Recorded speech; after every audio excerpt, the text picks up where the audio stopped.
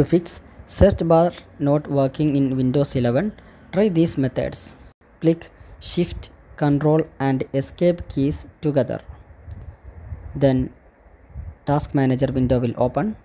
In this window, from the left pane, click on Details here and then go up and type here in this box Search.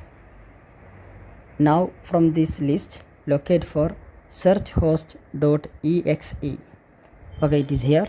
Right click on it and from these options, click on End Task. Now in this pop-up window, click End Process. And now locate for index.exe. It is here. Right click on it. From these options, click on End Task.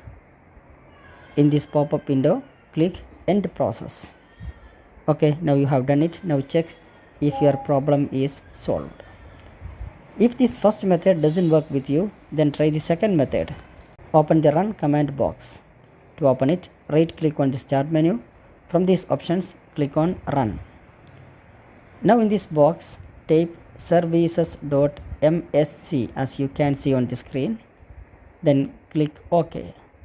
Now in this window, locate for the service named Windows Search. Okay, it is here. Right click on it and now from these options, click on Restart. By this method, your problem should be fixed.